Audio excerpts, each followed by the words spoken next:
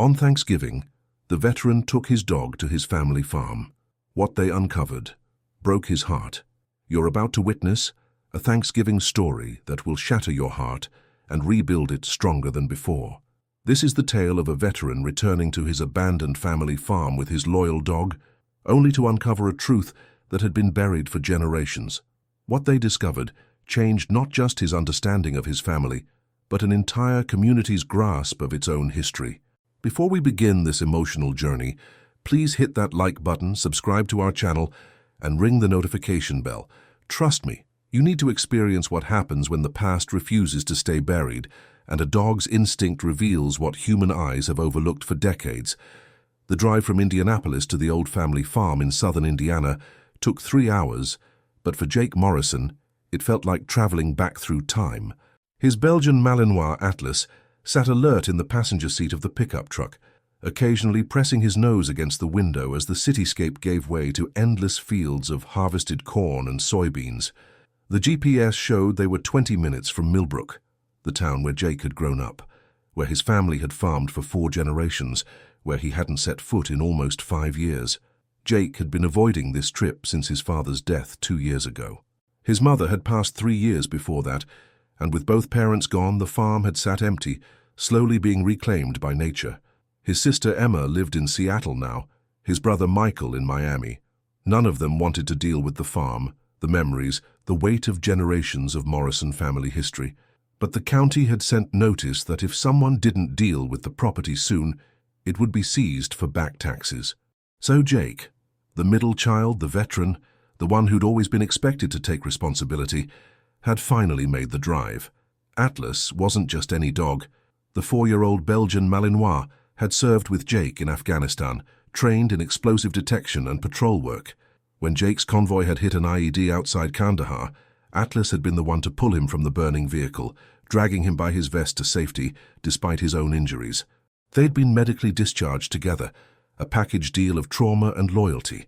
Now Atlas worked as Jake's PTSD service dog, trained to detect anxiety attacks, provide grounding during flashbacks, and create space in crowds when Jake felt overwhelmed. The November sky was grey and heavy with the promise of rain as they turned onto County Road 450, the last stretch before the farm. Jake's hands tightened on the steering wheel as familiar landmarks appeared. The Hendersons' white farmhouse with its distinctive red roof, the stand of oak trees where he'd built his first deer blind at age 12, the creek where he'd caught crawfish with Emma and Michael during endless summer days. Then he saw it. The Morrison farm sign, weathered and tilting, barely visible through the overgrown grass. Jake turned into the long gravel driveway, his truck bouncing over ruts and washouts that hadn't been there when his father maintained the road. Atlas whined softly, sensing Jake's rising anxiety. "It's okay, boy," Jake said, though he wasn't sure if he was reassuring the dog or himself. The farmhouse came into view, and Jake's breath caught. The white 2-story house, built by his great-grandfather in 1923, looked abandoned and hollow. Paint peeled from the clapboard siding. Shutters hung at odd angles. The wraparound porch that had hosted countless family gatherings sagged in the middle. The oak tree he'd climbed as a child had dropped a massive branch onto the roof, leaving a gaping hole covered inadequately by a blue tarp that had mostly blown away. Jake parked in front of the house and sat for a moment, overwhelmed by the decay. This had been home, the center of his universe for 18 years. Now it looked like the abandoned houses he'd cleared in Afghanistan, structures that might hide danger or sadness or both. Atlas nudged his arm, bringing him back to the present. Jake clipped on the dog's leash and stepped out into the cool November air. The smell hit him immediately. Wet leaves, old wood, and something else. Something earthier that he couldn't quite place. The front door was locked, but Jake still had his key. It turned reluctantly in the rusty lock, and the door opened with a groan that seemed to echo through the empty house. Inside, everything was covered in dust and cobwebs. Furniture sat shrouded in sheets that had turned grey with neglect. Family photos still hung on the walls, their faces watching Jake like accusations. Atlas immediately began exploring, his nose working overtime as he processed the multitude of scents. Jake followed more slowly, each room a punch to his emotional gut. The kitchen where his mother had made thousands of meals, the living room where they'd opened Christmas presents, his childhood bedroom, still decorated with his high school football trophies and military recruitment posters. He'd planned to do a quick assessment, make lists of what needed to be done, maybe grab a few mementos, but Atlas had other plans. The dog kept returning to the basement door, scratching at it, whining with the particular pitch that meant he'd detected something significant. Jake's military training kicked in. Atlas didn't act like this without reason. In Afghanistan, that behavior had meant explosives, weapons, or bodies. Here in his childhood home, Jake couldn't imagine what the dog was detecting. The basement door stuck, swollen with humidity. Jake had to shoulder it open, the wood groaning in protest. The smell that hit him was stronger here. Earth and age and something chemical. Atlas bounded down the wooden stairs and Jake followed, pulling out his phone's flashlight since his father had apparently let the electricity be shut off. The basement was as he remembered it. Stone walls built when the house was constructed. A dirt floor that turned to mud every spring. Wooden shelves lined with his mother's canned goods that were now years past safe consumption. His father's workbench stood against one wall, tools still arranged in the meticulous order that had been drilled into Jake from childhood.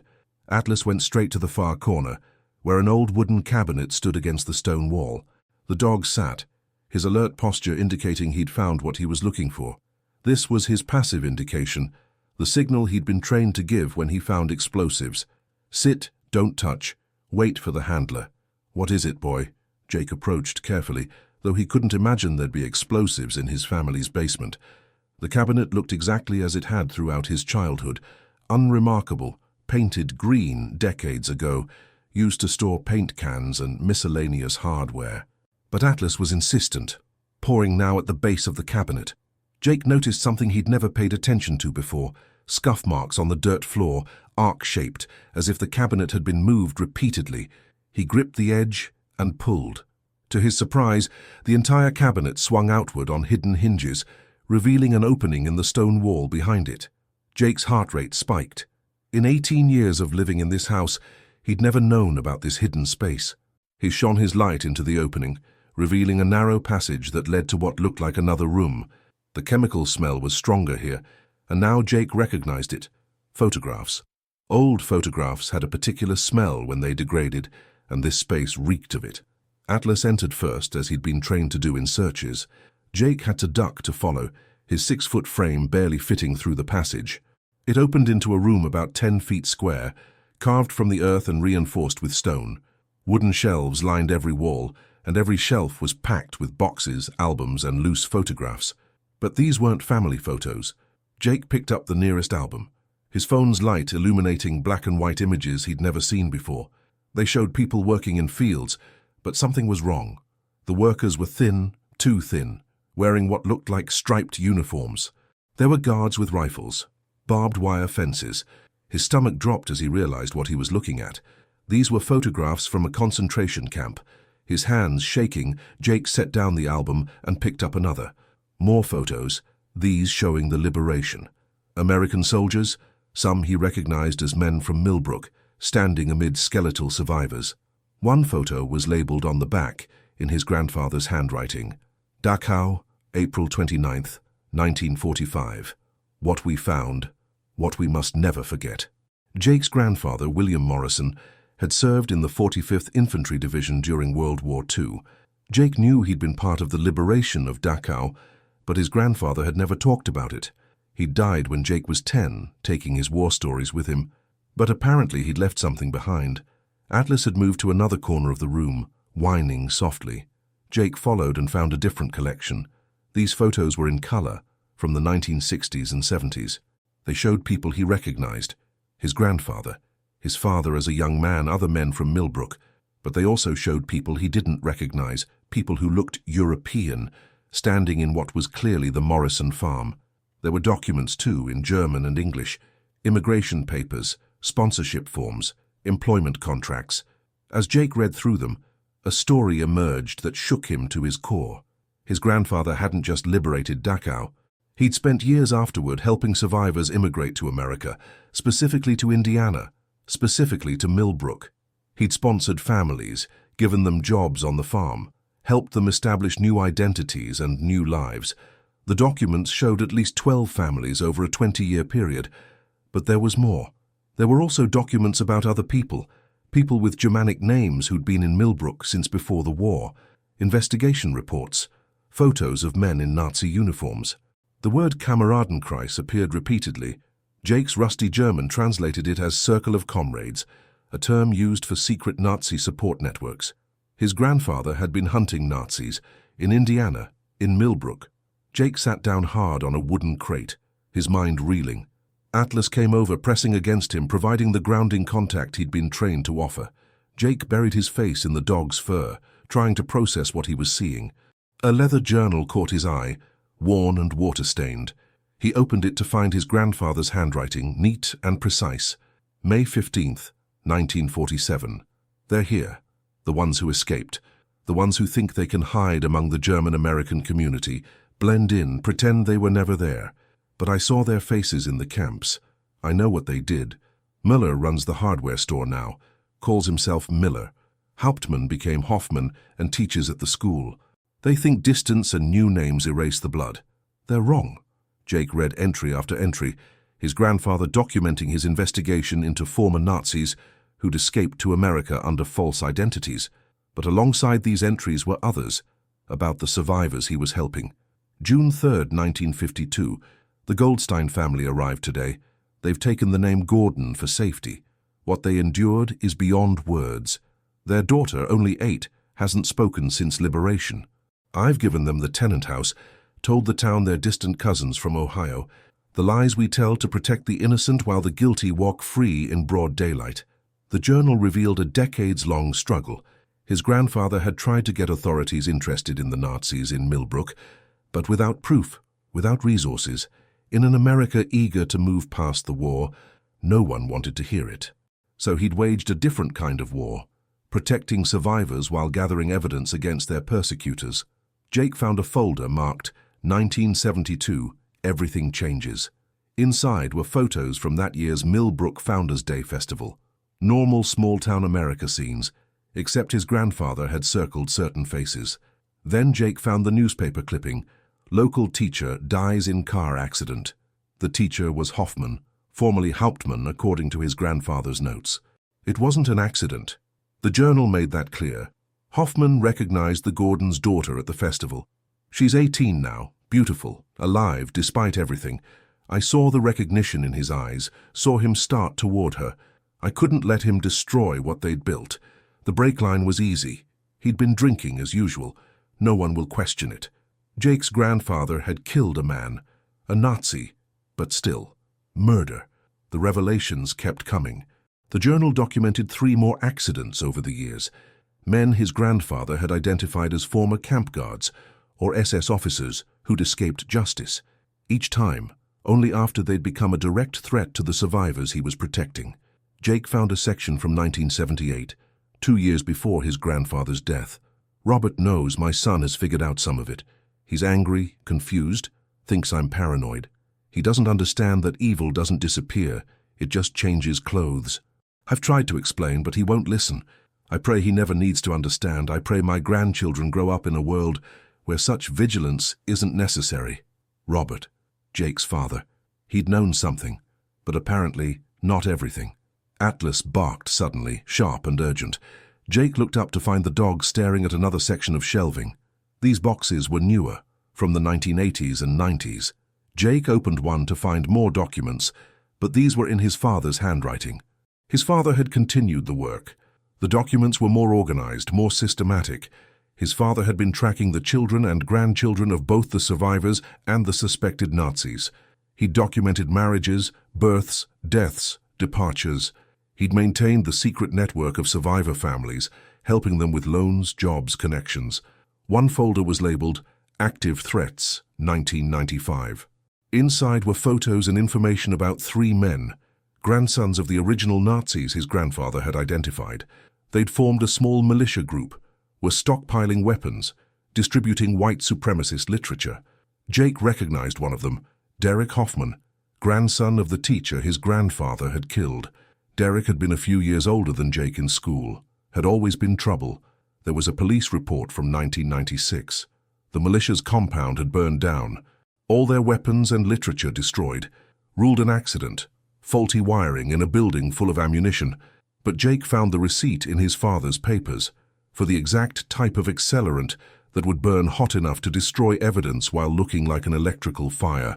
Like father, like son, continuing the war by other means. Jake kept reading, the history of his family unfolding in ways he'd never imagined.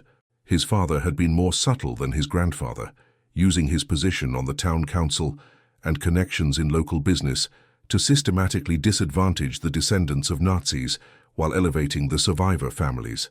It was a quiet, economic war, fought with zoning decisions and loan applications rather than brake lines. Then Jake found the folder that broke him. It was labeled with his name. Inside were documents his father had prepared about Jake's military service, articles about his unit in Afghanistan, photos of Jake with his interpreter Ahmad and Ahmad's family, and then newspaper clippings from 2018, after Jake's discharge, local interpreter killed by Taliban after US withdrawal. His father had been trying to bring Ahmad's family to America. The sponsorship papers were all filled out, dated just a month before his father's death. He'd been working with a refugee organization, had even prepared the tenant house for them. But he'd died before he could complete the process. And Jake, drowning in his own PTSD, had never known. Ahmad's family, his wife, 3 children, his elderly parents, were still in Afghanistan, still in danger, and his father had been trying to save them, continuing the family tradition of protecting the vulnerable that his grandfather had started with Holocaust survivors. Jake was sobbing now, Atlas pressed against him, the dog providing the stability he desperately needed. 3 generations of Morrison men, fighting the same fight in different ways. His grandfather saving Holocaust survivors while hunting their persecutors, his father continuing the work more quietly, and Jake, who'd thought he was the first warrior in a family of farmers. He'd been wrong. They'd all been warriors. They'd just fought a different kind of war. Atlas barked again, drawing Jake's attention to yet another section. These boxes were recent, labeled with dates from just 2 years ago, around the time his father died. Inside were letters, dozens of them, addressed to Jake but never sent. His father's handwriting, shaky from the cancer that was killing him. Jake, I need to tell you about our family, about the real work we've done. I'm proud of your service, son, but you need to know you come from a line of men who fought evil in all its forms. The basement holds our history. If something happens to me, Atlas will know. Trust the dog. Dogs always know. Dad. His father had known Atlas would find this room, had counted on it. The next letter was more urgent. Jake, the Hoffman family is moving again.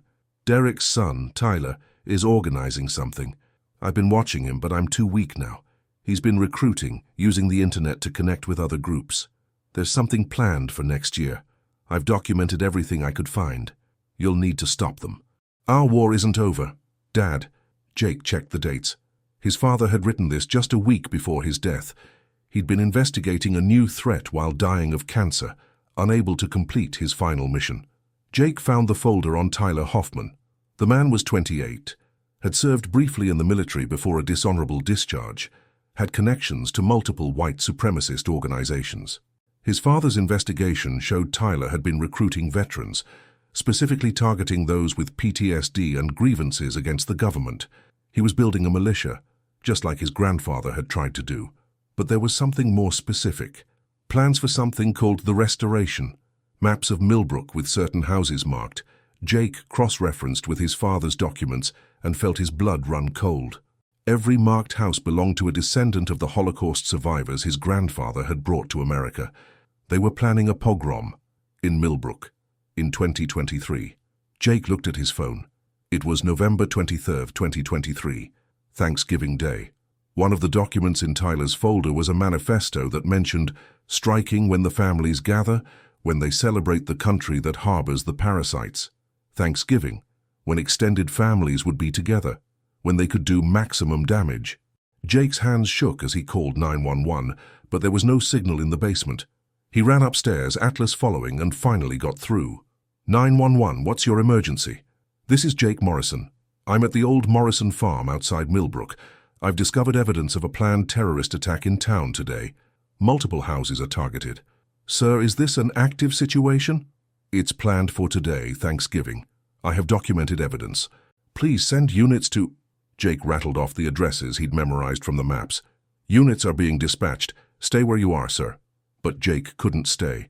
If Tyler Hoffman and his group were moving today, people he'd grown up with, descendants of survivors his grandfather had saved, were in immediate danger. He grabbed the most crucial documents and ran to his truck, Atlas leaping in beside him. The drive to town had never seemed longer. Jake called the sheriff's department directly, got patched through to Sheriff Martinez, who Jake remembered from high school. "Jake, what's this about a terrorist threat?" "Sheriff, I need you to trust me. Check the Hoffman property, Tyler Hoffman specifically. He's planning something today. I have evidence." "Tyler Hoffman? Jake, he's a town councilman now." "What kind of evidence?" "Documents, plans." "Sheriff, my grandfather brought Holocaust survivors to Millbrook after the war. Their descendants are being targeted, please." There was a pause.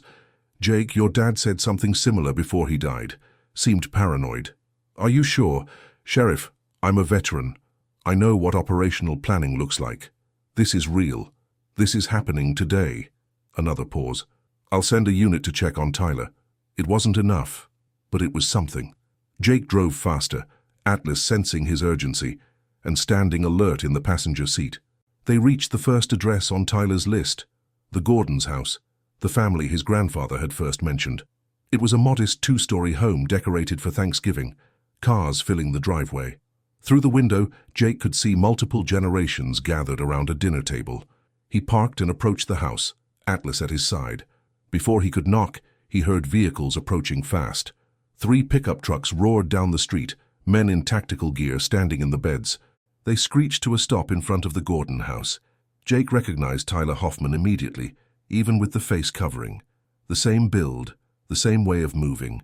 Tyler was carrying an AR-15, as were the 6 men with him. Without thinking, Jake gave Atlas the attack command in Pashto, the language they'd used in Afghanistan. The dog launched himself at the nearest gunman. 75 pounds of trained muscle and fury. The man went down screaming, his weapon clattering away. Jake charged Tyler, his combat training overriding thought. They collided, went down hard, wrestling for control of the rifle. Jake heard sirens in the distance, heard windows breaking, heard Atlas snarling as he engaged another attacker. Tyler was strong, but undisciplined. Jake broke his grip on the rifle, drove an elbow into his throat, heard him gagging. Someone else jumped on Jake's back and he threw them off, his body remembering every close-quarters combat drill. The Gordons' front door opened. David Gordon, whom Jake knew from high school, stood there with a shotgun. "Jake, what the hell? Get everyone to the basement!" Jake yelled. "Now! Call 911!" More vehicles were arriving, not police, more pickups with armed men. But also other cars, regular cars.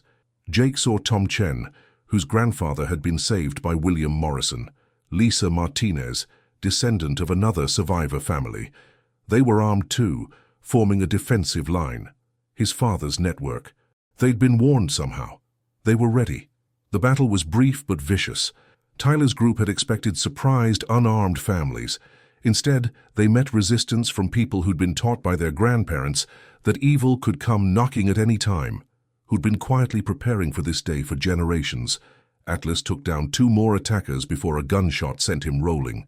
Jake screamed, abandoned his fighting position, crawled to his dog. Atlas was bleeding from his shoulder, but still trying to stand, still trying to protect. That's when the real police arrived. Sheriff Martinez's voice boomed through a megaphone. "Drop your weapons. Everyone on the ground now."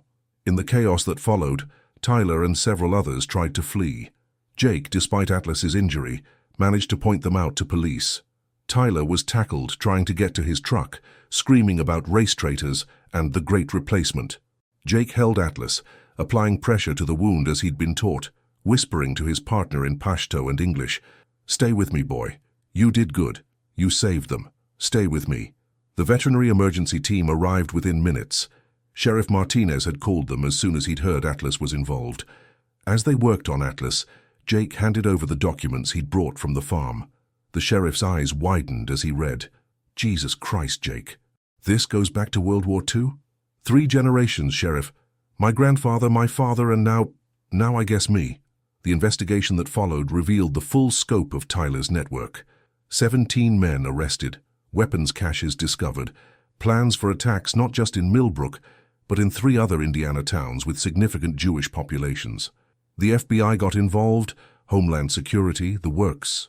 But for Jake, the real revelation came in the days that followed, as the survivor families came forward with their stories.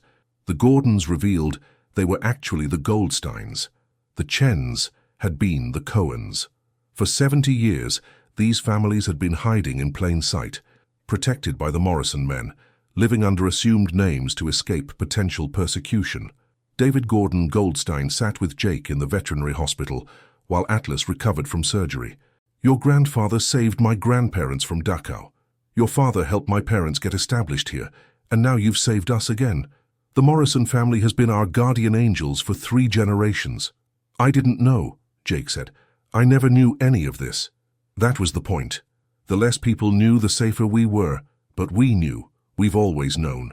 Every Passover, we toast the Morrison family. Every Yom Kippur, we pray for you. You're inscribed in our family histories, even if we couldn't acknowledge it publicly. Atlas recovered, though he'd always have a limp now. The media coverage was intense. Veteran and service dog stop Thanksgiving Day massacre made national news. But Jake worked to keep the deeper story, the generational story, more private. Some secrets he'd learned protected people. Tyler Hoffman and his conspirators were convicted on federal terrorism charges. During the trial, the full history came out. 3 generations of Hoffmans pursuing 3 generations of survivor families, and 3 generations of Morrisons standing in their way. Jake moved back to the farm, began the slow work of restoration. But now he understood he was restoring more than just a house. He was restoring a legacy. The hidden room in the basement became a proper archive, climate-controlled and organized. Historians from the Holocaust Museum came to document it. Survivor families contributed their own records. Ahmad's family finally made it to America.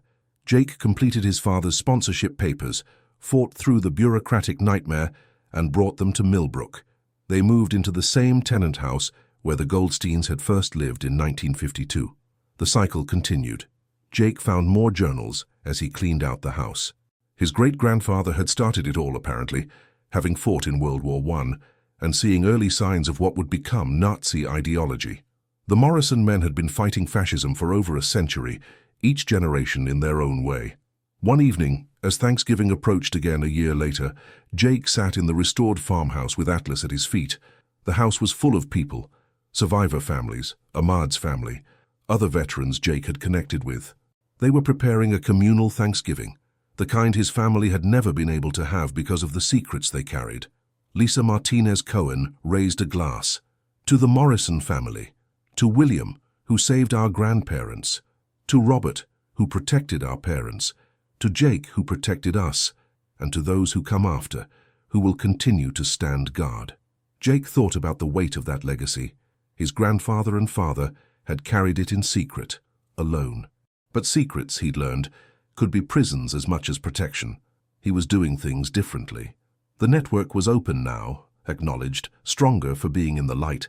Atlas, grey now around his muzzle, scarred from his Thanksgiving battle, looked up at Jake with those intelligent eyes that had seen so much. In Afghanistan, he'd detected bombs. In the basement, he'd detected history. In the street, he'd detected evil. But here now, surrounded by the families they protected, he detected only peace. Jake had come home expecting to liquidate his family's legacy. Instead, he discovered what that legacy really was. Not the farm, though that mattered. Not the land, though 4 generations of Morrisons had worked it. The true legacy was the fight itself, the endless, necessary fight against hatred, for protection of the vulnerable, for the idea that good people must stand against evil whenever it rises. The local paper ran a series on the Morrison legacy. The headline read, "The Guardians of Millbrook, How One Family Fought a Century-Long Secret War Against Hate." But Jake preferred what Ahmad's daughter, only 7 years old, said when asked about the Morrisons. "They're the people who make sure the monsters don't win." That was it, really. 3 generations of Morrison men, and now Jake making sure the monsters didn't win. It wasn't the life Jake had planned when he'd joined the army. Wasn't what he'd expected when he'd come home from Afghanistan. But it was, he realized, what he'd been trained for all along. The farm thrived under Jake's care, but it became more than a farm. It became a training ground for what Jake called the new network. veterans and civilians committed to protecting vulnerable communities. They met monthly, learned to recognize signs of extremist organizing, developed response plans. Never vigilante justice like his grandfather sometimes employed, but community defense, legal intervention, the hard work of democracy. Jake found love with Sarah Chen Cohen, a descendant of one of the families his grandfather had saved. Their wedding was held at the farm under the oak tree Jake had climbed as a child. Atlas was the ring-bearer, limping proudly down the aisle, with the rings attached to his collar. In his wedding speech, Jake talked about legacy and duty, about the debts we owe to those who came before and those who come after. He talked about his grandfather, liberating Dachau, and then continuing to fight for the rest of his life. About his father, dying of cancer while still investigating threats. About Atlas, who'd given his mobility to protect innocent families. Evil doesn't rest, Jake said, looking at the gathered crowd of survivors, descendants, protectors. It changes faces, changes names, changes tactics, but good doesn't rest either. It passes from generation to generation, strengthens with each telling, grows with each person who chooses to stand guard. Today, Sarah and I commit not just to each other, but to continuing this work, to teaching our children what the Morrison and Chen Cohen families have always known, that we are our brother's keeper, that we stand against the darkness, that we never, ever let the monsters win. The applause was thunderous, but it was Atlas's approving bark that meant the most to Jake. 5 years after that first Thanksgiving discovery, Jake stood in the basement room with his son, William Robert Morrison, named for both his grandfather and father. The boy was only 3, too young to understand the full weight of the history surrounding him, but he wasn't too young to learn the first lesson. "This is where Atlas found our family's truth," Jake told his son. "This is where we learned who we really are." Young William petted Atlas, now ancient and slow but still protective. "Atlas, good dog. The best dog," Jake confirmed. "He shows us what we need to see." Sarah joined them, pregnant with their second child, a daughter they would name Hope. "The Chen Cohen side has stories too," she said, "about your great-grandfather and the people who saved him." Jake nodded. Every family in their network had stories now, openly told, carefully preserved. The days of secret-keeping were over, replaced by conscious remembrance and active vigilance. Tyler Hoffman was serving life in federal prison, but his ideology hadn't died with his incarceration. There were always new threats, new groups forming, new hatred taking root. But there was also the network, stronger than ever, connected not by secrets, but by shared purpose. Jake had modernized his family's work. Where his grandfather had kept paper records, Jake maintained encrypted databases. Where his father had worked alone, Jake coordinated with law enforcement, the FBI, civil rights organizations.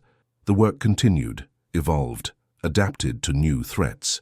One evening, reviewing threat assessments in what had once been the hidden room, but was now the farm's security center, Jake found himself thinking about cycles. His great-grandfather had fought in World War I, his grandfather in World War II, his father in Vietnam briefly before a medical discharge, and Jake in Afghanistan. Each generation had gone to war, and each had come home to fight a different kind of battle. Atlas, sleeping at his feet, suddenly raised his head. The old dog rarely alerted anymore, but when he did, Jake paid attention. Someone was coming up the drive. It was David Goldstein with his teenage son, Daniel. "Jake, I wanted Daniel to see the room, to understand our history." Jake welcomed them in, led them to the basement. Daniel, 16 and skeptical as only teenagers could be, looked around with unexpected awe. "This is real?" he asked. "All of it? The Nazis in town? Your family protecting us? Everything?" "Every word," Jake confirmed. "Your great-grandparents survived Dachau. My grandfather helped them escape to here. Our families have been connected ever since." Daniel was quiet for a long moment. "So what happens to my generation? Who's going to protect us when—" He gestured at Jake and his father. "When you're gone?" Jake smiled. You'll protect each other, that's how it works. Each generation teaches the next. The threat evolves. But so do we." As they talked, Jake's phone buzzed with an alert from their monitoring system. New chatter from an extremist forum, mentions of Millbrook, discussions of finishing what Hoffman started. Jake noted it, flagged it for law enforcement, added it to their tracking system. The war never ended. It just changed battlefields. Later that night, after the Goldsteins had left, Jake sat on the porch with Sarah and Atlas. Their son played in the yard, chasing fireflies in the summer dusk. It was peaceful, idyllic, the American dream incarnate. But Jake knew what that peace cost, what it had always cost. "Do you regret it?" Sarah asked. "Coming back, finding all this, taking on this burden?" Jake considered. He thought about the simplicity he'd once wanted, the quiet life he'd imagined after Afghanistan. Then he thought about Ahmad's family, safe in Millbrook, about the Goldsteins and Chens and all the others, alive because 3 generations of Morrison men had stood watch. "No," he said finally, "this is what we were meant to do, all of us. Grandpa, Dad, me, even Atlas." He scratched the old dog's ears. "We were meant to stand guard." Sarah took his hand. "Our children will have to choose for themselves." "They will," Jake agreed, "but they'll know the history, they'll know what's at stake, and hopefully they'll choose to continue the work." As if understanding, Atlas struggled to his feet and walked to the edge of the porch, taking up his watch position despite his age and injuries. Always on duty, always protecting, until his last breath. Jake understood that drive. It was in his blood, in his training, in the very foundations of the house built by his great-grandfather. The Morrison farm wasn't just land and buildings. It was a watchtower, a fortress, a beacon. It had sheltered survivors, harbored secrets, launched investigations, and stopped massacres. The next morning brought news that made national headlines. The FBI had used Jake's intelligence to break up a multi-state network planning coordinated Thanksgiving attacks. 17 cells, hundreds of suspects, thousands of potential victims saved. The operation was called Guardian Angel, a nod to what David Goldstein had called the Morrison family. Jake gave no interviews, sought no credit. That wasn't how the Morrison men worked. They worked in shadows when necessary, in light when possible, but always with focus on the mission, not the glory. But the families knew. They always knew. That Thanksgiving, the farm hosted over 100 people. Survivors and descendants, protectors and protected, veterans and civilians. Ahmad's family presented Jake with a traditional Afghan rug woven with symbols of protection and gratitude. The Goldsteins brought challah bread baked from a recipe saved from before the Holocaust. The Chen Cohens contributed a feast that blended Chinese and Jewish traditions. Before the meal, Jake stood to speak. Atlas, too weak to stand but still alert, lay at his feet. This farm has seen 4 generations of Morrisons. Each faced different threats, used different methods, but fought the same fight. My great-grandfather saw the seeds of fascism after World War I. My grandfather liberated concentration camps and spent his life protecting survivors. My father modernized the fight, turned it into intelligence gathering and economic warfare, and I got to bring it into the light. He looked around the room at the faces that represented decades of hidden history. But this isn't just the Morrison story. It's all of our stories. Every family here has fought for survival, for dignity, for the right to exist. Today, we're not hiding anymore. We're not keeping secrets. We're standing together, openly, proudly, defiantly. We're saying that hate doesn't get to win, that those who would divide us will find us united, that the monsters will always find guardians standing in their way. He raised his glass of apple cider. Ahmad's young daughter had made it from apples from the Morrison orchard. To those who came before, who kept the watch in secret, to those who stand with us now, who keep the watch in the open, and to those who will come after, who will keep the watch in ways we can't yet imagine. The fight continues, but so do we. So do we, the room echoed. As the feast began, Jake noticed Atlas trying to stand. The old dog struggled, whimpering with effort. Jake knelt beside him, ready to help, but Atlas had one more alert in him. He pointed with his nose toward the window, his body rigid in the indication pose he'd held thousands of times before. Jake looked out and saw a car at the end of the drive, just sitting there, watching. He recognized the surveillance, the reconnaissance. Someone new was watching them, planning something. "I see it, boy," Jake whispered to Atlas. "I see it. We'll handle it." Atlas relaxed, his duty done, his final alert given.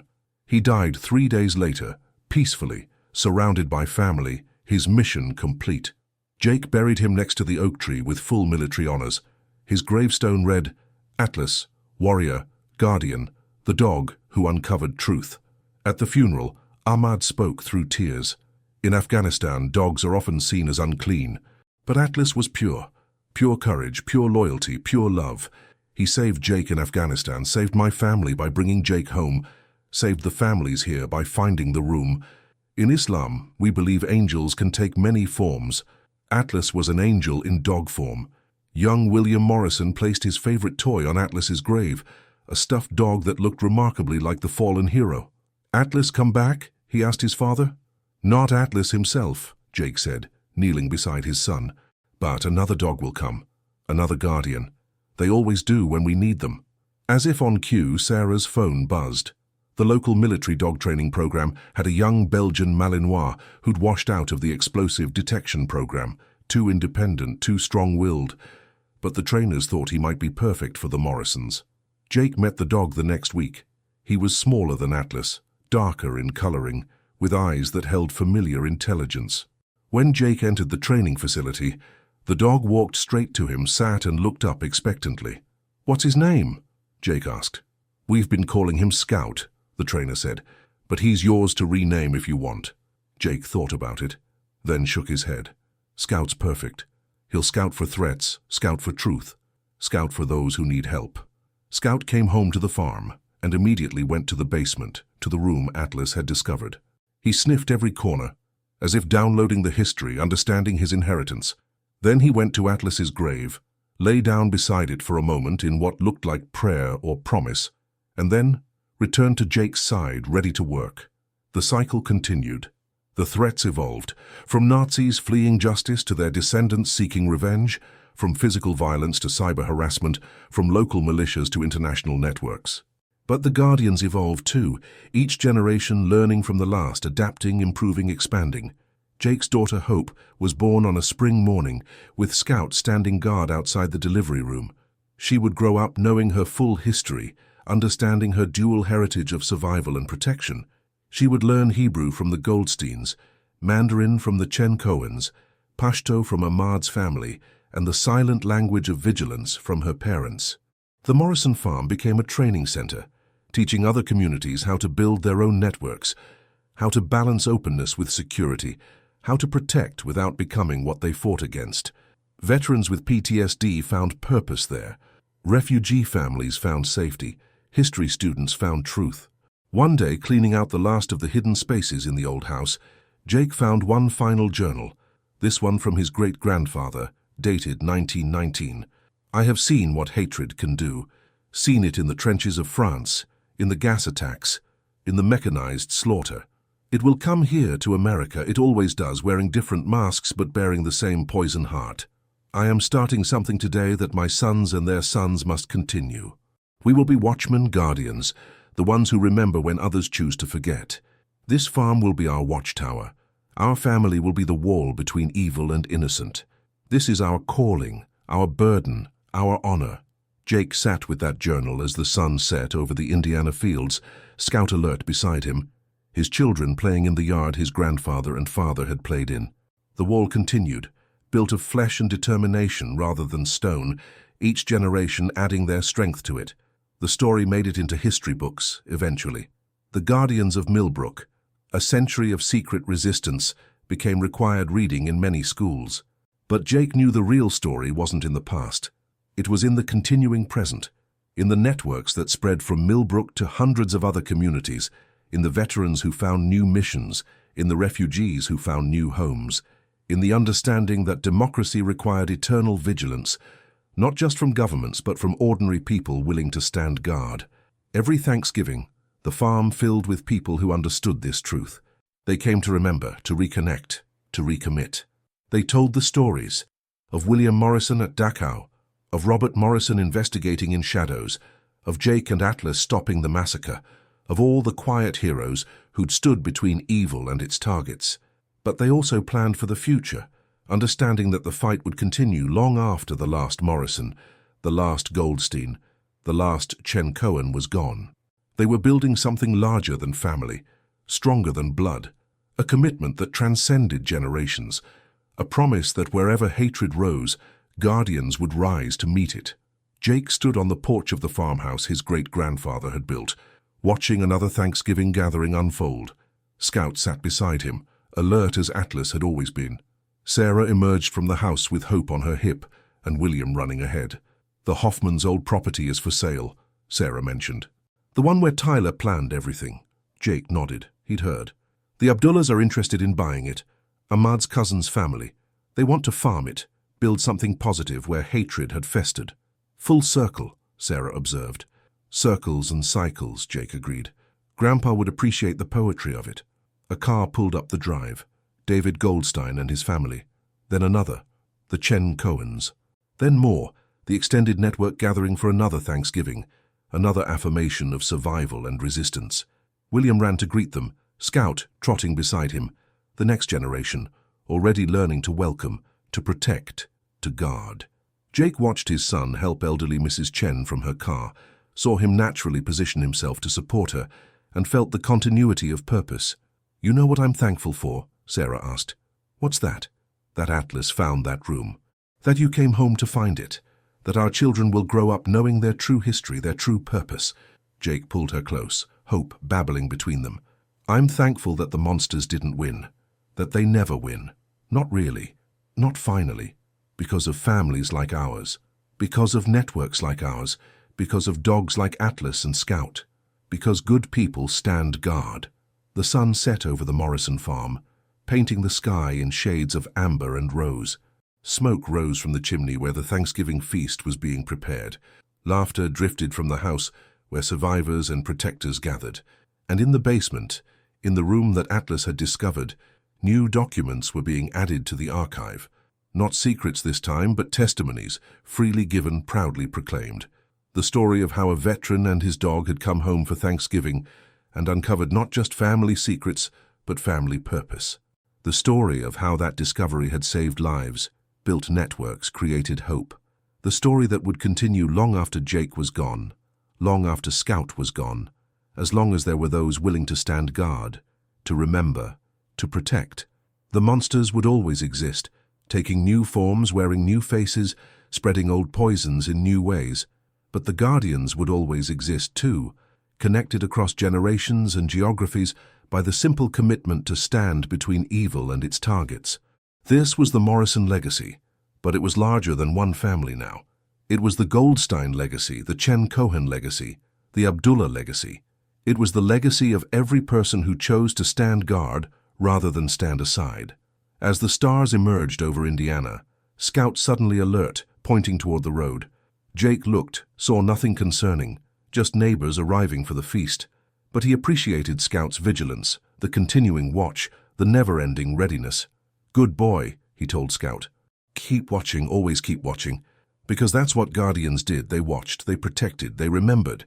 And when evil rose, thinking the world had forgotten, they were there to remind it that good people still stood guard, still kept faith, still refused to let the monsters win." The Thanksgiving feast began with gratitude, not just for harvest and home, but for those who'd stood watch, those who stood watch now, and those who would stand watch tomorrow. The Morrison farm, once a hidden battlefield, was now an open fortress of hope, its lights shining across the dark fields, a beacon for all who needed shelter, a warning to all who meant harm. And in that light, in that gathering, in that purpose passed from generation to generation, the true meaning of Thanksgiving lived. Not just gratitude for what we have, but commitment to protect it for those who come after. If this story has touched your heart and opened your eyes to the hidden heroes among us, please like this video and subscribe to our channel. Share this with others who need to know that guardians still walk among us, that evil never wins when good people stand together, and that sometimes the most important discoveries are the ones that have been waiting in our basements all along. Thank you for joining us on this incredible journey through history, heroism, and hope. Remember, we all have the power to stand guard against hatred. The question is whether we'll answer that call.